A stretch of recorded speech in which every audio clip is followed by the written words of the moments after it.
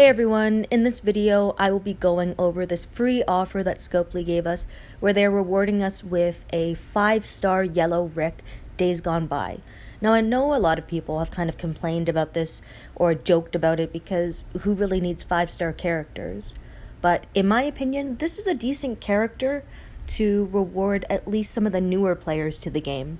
Now, the reason why I say that is because this Rick can be used in 5-star arenas and be fairly effective. His rush is only 56 AP, and it deals 275% damage to one enemy and all enemies adjacent. This to me is a pretty good rush because it helps make a turn 1 attack team in the 5-star arena. Now, of course, there are other options that you can use, but for some players, they may not have some of these other characters that are able to rush quickly and get that first turn kill, potentially. Jesus, Lester, and then Sandy, who is the character that I use on my 5-star attack team, are all effective characters, but it doesn't mean that everyone has them. So Rick is a fair other choice, an alternative really, to use for a turn 1 attack team. Now, the weapon choice for the team has to be a little bit different just because he needs more AP than the other tunes, which only needed 45 AP. Now, this is just an example of a 5-star team that you could make. Limited edition Negan is a good choice because melee tunes get plus 30% attack and a very large bonus to AP when attacking. Being a green tune, he can hold a stun on attack weapon. I have Heath in this next position, but it could really be any other 5-star commanding tune. I like using Heath because if needed, I can run a stun on attack weapon on him, just in case there are some tunes that I need to control, and if it's not going to be a turn 1 kill. I need 2 yellow tunes, being Maggie and Harper, to hold 8% AP weapons, while my Rick has to hold a 20% AP weapon to self, along with at least a very large bonus to AP when attacking. For the other tunes at 45 AP, you don't need any AP on that second slot, but because he's 56 AP, he needs that additional help.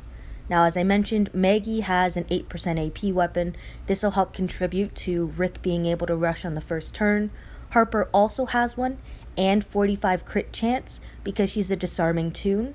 I like using Harper because she just gives you that chance to disarm the enemy as well as defense down and attack down the enemy by 30%.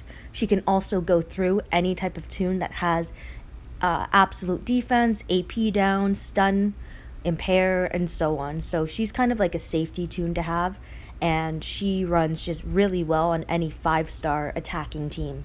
Now, it is important to keep in mind that if you ever have an Outlast tune on the defensive team, you will not be able to turn 1 this team.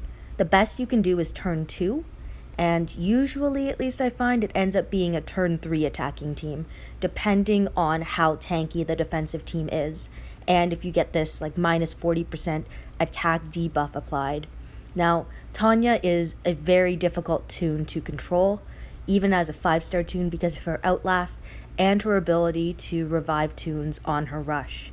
So this type of defensive team is a little tricky. It's a windowless team because there's absolute defense on all characters, except on Priya, where she has a chance to actually stun the enemy when being attacked. These type of teams can be difficult to get through because they can be really, really tanky, so it's difficult to ensure that you get the win quickly. As you saw, I had my attack blocked on Michonne, and that's because of the absolute defense weapon. So I really enjoy running Harper on a team like this, and you really just have to be okay with not always getting a turn 1 attack in.